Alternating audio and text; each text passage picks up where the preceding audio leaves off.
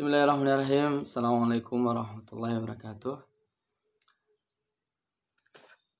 Alhamdulillah ya salatu wassalamu ala rasulillah wa ala alihi wa ashabihi wa mawala ma ba'd. Kaif halukum ya tulab mustawa tasi' al-mutawassit. La'allakum fi khairu afiyah. Taib, apa kabar adik-adik kelas 9 fi safi at-tasi', kelas 9. Dan Allah Subhanahu wa taala selalu menjaga dan melindungi kalian. Baik adik-adikku sekalian, kita mulai lagi materi sirah kita, langsung saja ya. Kemarin pembahasan terakhir sampai perang Bani Quraidah.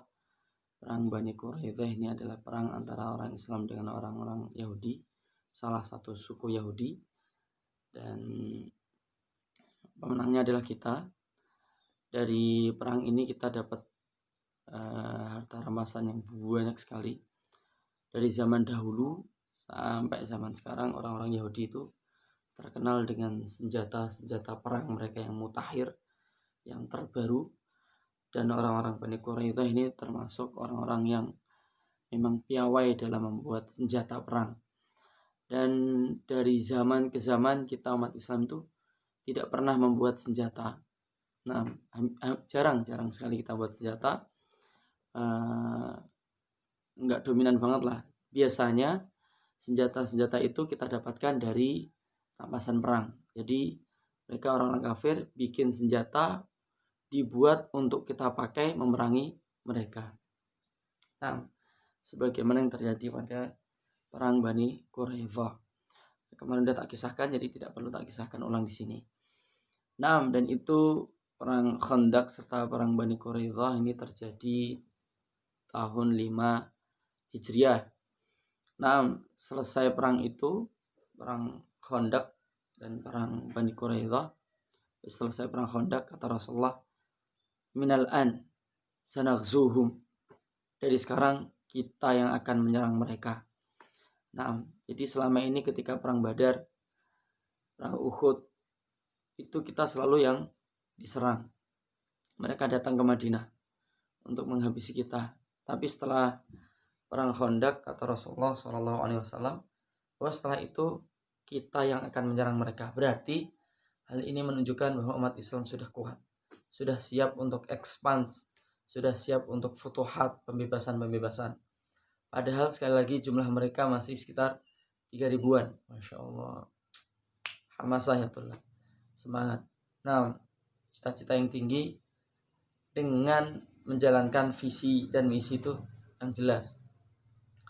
Baik, kita lanjut lagi.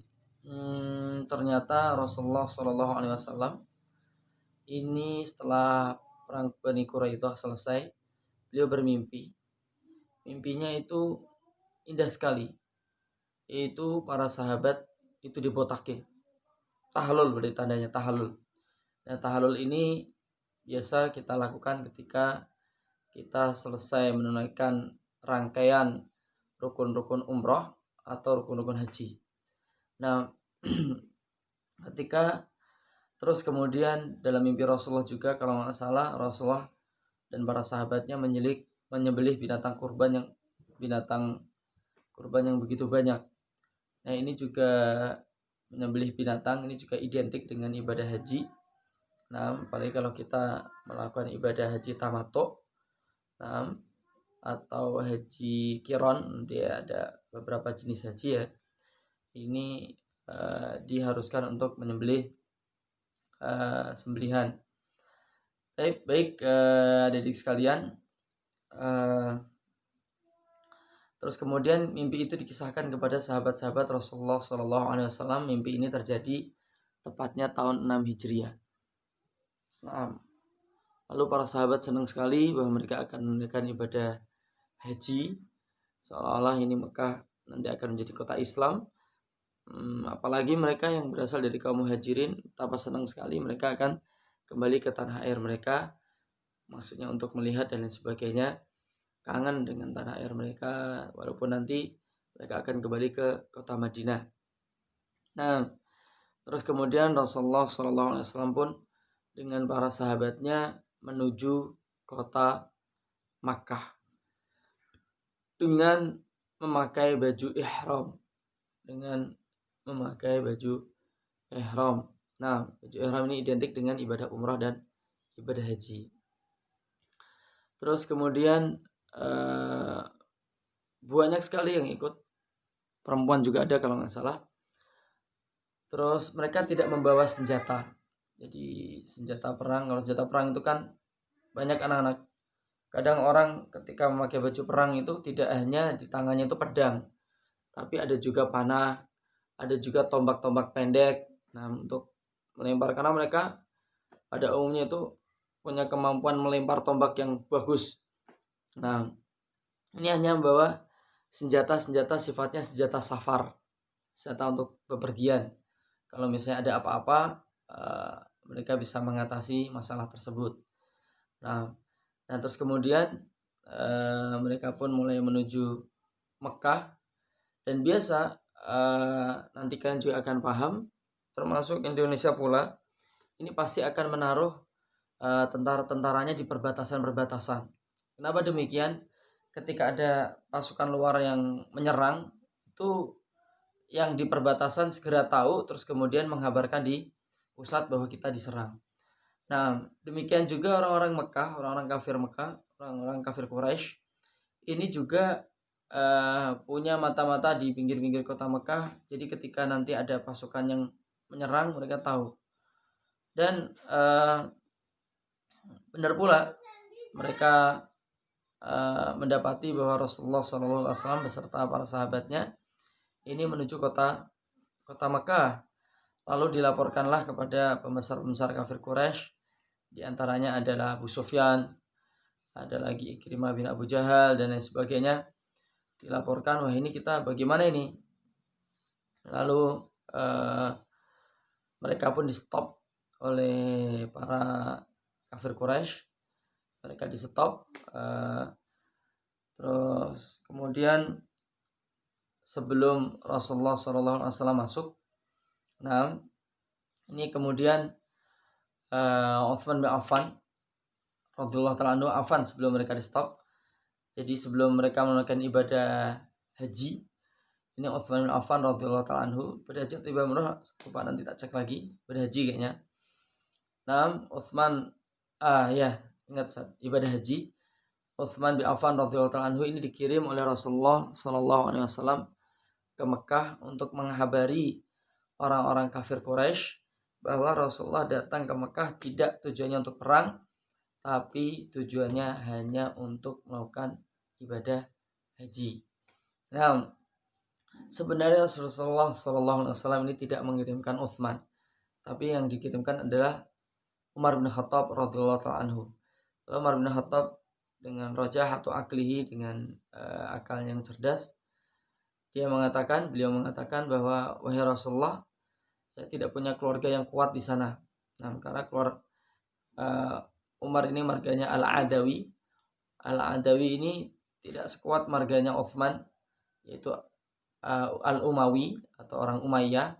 Dan ini banyak sekali penduduknya yang pro dengan dia. Abu Sufyan juga ini seorang Umayyah. Nah, kemudian utuslah Utsman, karena Utsman keluarganya banyak di sana, dan ini keluarganya juga pemimpin-pemimpin Mekah. Terus kemudian benar saja Rasulullah SAW mengirimkan Utsman, dan Utsman di sana itu tidak langsung kembali,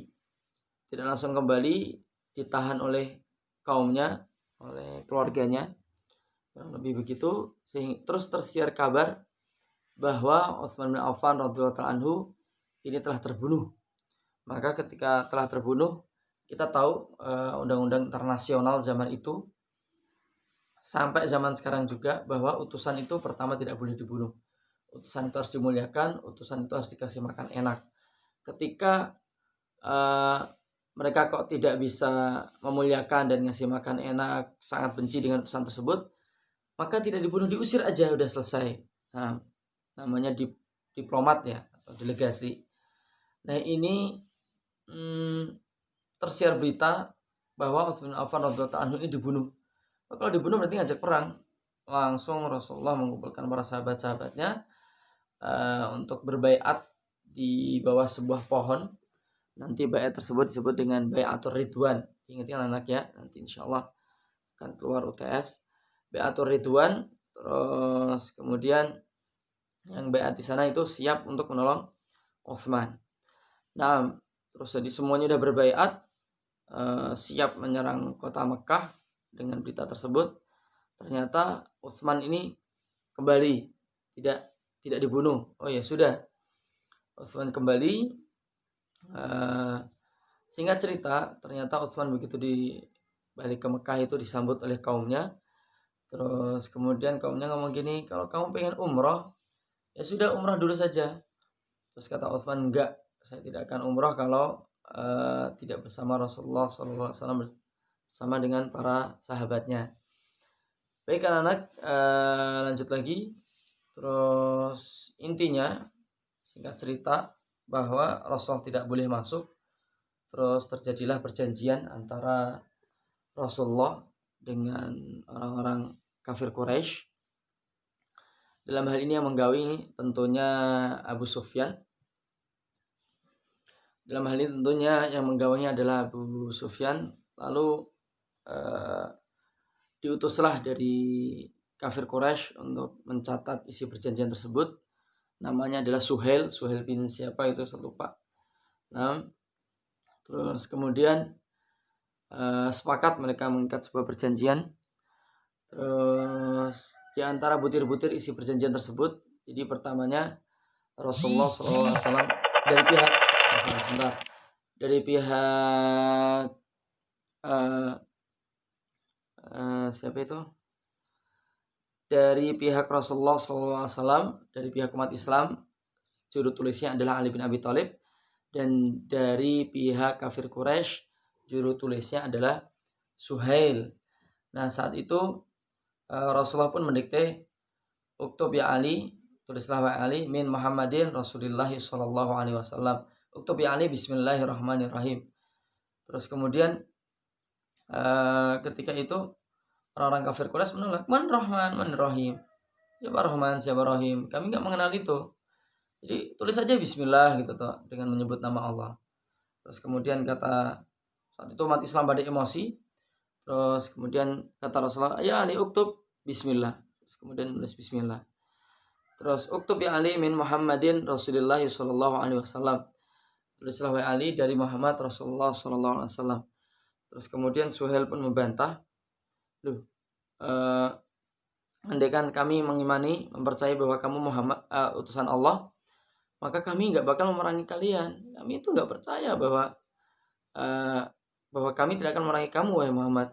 Kami nggak percaya bahwa engkau ini adalah utusan Allah. Jadi tulis aja dengan di belakang nama bapakmu, min Muhammadin ibni Abdullah.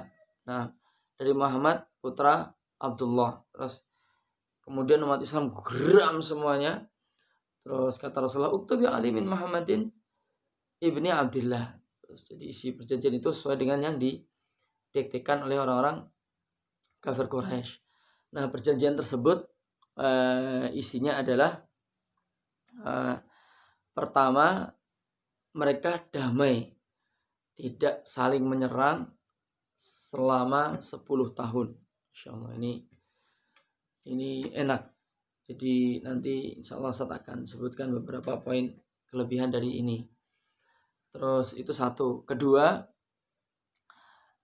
jika ada orang-orang Quraisy yang masuk Islam, maka pihak Rasulullah ini tidak boleh menerimanya. Masya Allah. Ini kan bikin gondok para sahabat. Tapi jika ada orang-orang Islam, orang-orang Quraisy dari kalangan muhajirin yang sudah hijrah, kok kembali kafir, kembali murtad, istilahnya gitu, kembali ke agama menyembah berhala, maka Rasulullah tidak boleh menghalang-halanginya. Ini juga tidak menguntungkan sekali.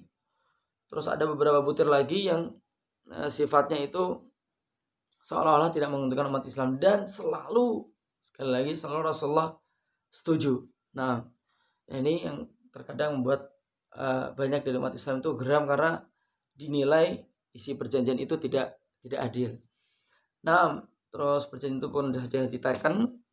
Terus di antara isi perjanjian lagi itu ada beberapa suku nanti yang ngepro dengan Rasulullah SAW ikut bloknya umat Islam, walaupun suku itu kalau nggak salah nggak masuk Islam, nanti kemudian masuk Islam. Terus ada beberapa suku bangsa Arab yang ngeblok dengan orang-orang kafir Quraisy. Nah, baik anak-anak, lanjut lagi. Terus kemudian para sahabat itu kecewa. Nah, ketika sudah selesai perjanjian itu, jadi bisa kita bayangkan Rasulullah pun sangat kecewa.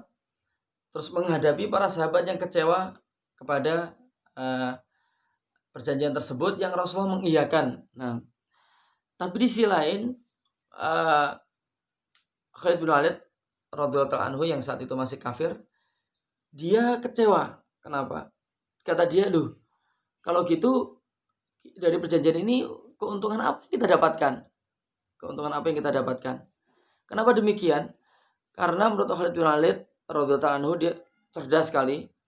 Perjanjian ini justru malah menguntungkan pihak Muhammad. Karena dengan demikian mereka akan bisa mendakwahkan Islam dengan luas tanpa takut diserang oleh kita. Nah, ini pun benar-benar kenyataan. Akhirnya selesai perjanjian Hudaybiyah ini, perjanjian damai Hudaybiyah ini, Rasulullah mulai mengirimkan surat-surat ke Romawi, ke Persia, ke gubernur-gubernur besar, ke Mesir dan sebagainya. Ini semuanya Rasulullah lakukan saat perjanjian Hudaybiyah. Nah, setelah perjanjian Hudaybiyah. Terus kemudian saat itu banyak para sahabat ya. Saat itu kan Rasulullah nggak jadi melakukan ibadah umroh maupun haji. Terus kemudian Rasulullah memerintahkan para sahabatnya, ayo motong sembelihan kalian, motong kurban kalian. Nah, terus kemudian tidak ada satupun sahabat yang melakukan itu karena kecewa karena isi perjanjian tersebut. Terus Rasulullah pun mendatangi ibunda kita Ummu Salamah radhiyallahu anha, terus mengutarakan kekecewaannya. Ini gimana umatku kok seperti ini? Terus kemudian Ummu Salamah memang terkenal kejeniusannya, menyarankan kepada Rasulullah, ya Rasulullah, keluarlah kamu, tidak usah ngajak ngomong siapapun, terus cukurlah rambutmu, tahallul, terus kemudian sembelihlah sembelihanmu. Nah, benar, kemudian Rasulullah lakukan itu, nggak banyak ngomong, terus kemudian dicukur, habis itu terus melakukan sembelihan Rasulullah SAW. Kemudian Rasulullah menyembelih sembelihannya. Saat itu Masya Allah para sahabat berbondong-bondong melakukan hal tersebut. Nah, terus kemudian pulang. Nah, ketika pulang seperti tadi yang tak kisahkan, Rasulullah mulai mengepakkan sayapnya untuk mendapatkan Islam.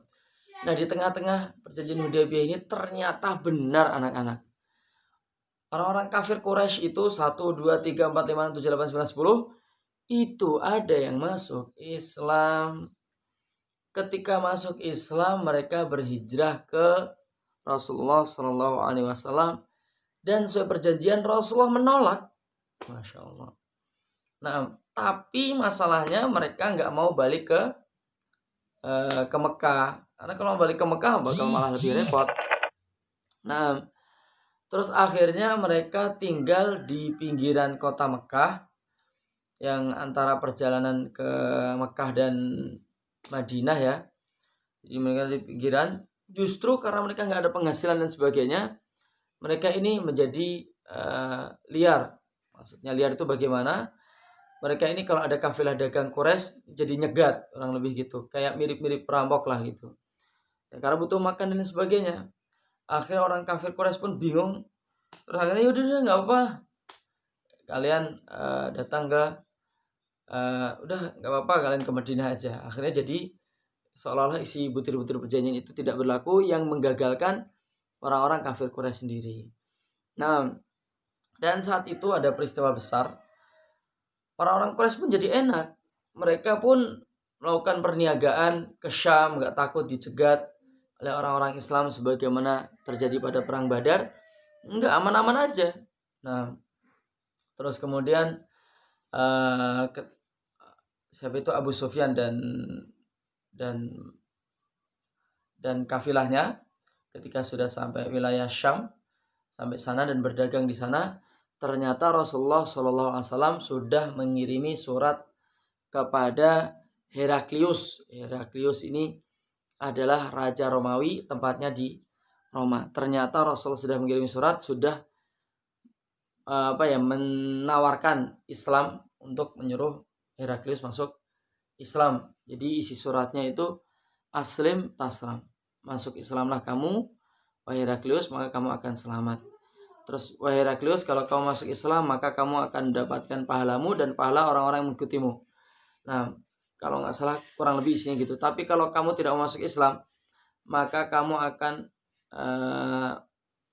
mendapatkan dosa-dosamu dan dosa-dosa kaummu dan dosa-dosa Arisiyin. Maksudnya bagaimana orang-orang yang telah membunuh Arisiyin. Arisiyin ini siapa? Nanti insya Allah akan Ustadz kisahkan di waktunya ya. Nanti insya Allah, besok insya Allah. Nah, saat itu langsung Heraklius pas dapat surat itu kaget dia, Nabi akhir zaman sudah muncul toh. Karena Heraklius ini juga seorang pemuka agama, pemimpin. Dia tidak hanya raja, tapi dia juga sangat paham isi Injil, dia sangat paham isi Taurat, dia juga pemuka agama, bahkan dialah yang memegang kunci Baitul Maqdis. Nah, jadi dulu itu yang megang kunci masjid, kunci tempat ibadah itu ya rajanya, orang paling mulia. Kalau dari orang-orang Quraisy yang megang kuncinya ya Abu Thalib, karena Abu Thalib saat itu yang paling mulia. Nah, di mata orang-orang kafir Quraisy, nah ini yang megang Heraklius. Nah, Heraklius lah ini yang megang kunci. Terus kemudian Heraklius mengumpulkan orang-orang Quraisy yang datang dari Mekah. Terus terjadilah obrolan antar mereka. Isinya bagaimana? Insya Allah selanjutkan di pertemuan berikutnya. Untuk pagi ini tidak ada pertanyaan yang Ustaz lempar kepada kalian anak. Jadi di pertemuan berikutnya kita akan bahas obrolan Heraklius dengan orang-orang Quraisy. Siapakah nanti yang mewakili? Terus berikutnya lagi akan Ustaz kisahkan juga Fatu Mekah dan seterusnya. Kurang lebih gitu anak-anak, kita tutup dengan bacaan doa kafaratul majlis. Subhanakallahumma bihamdika asyhadu an la ilaha illa anta astaghfiruka wa atubu ilaik. Wassalamualaikum warahmatullahi wabarakatuh. Laliqa.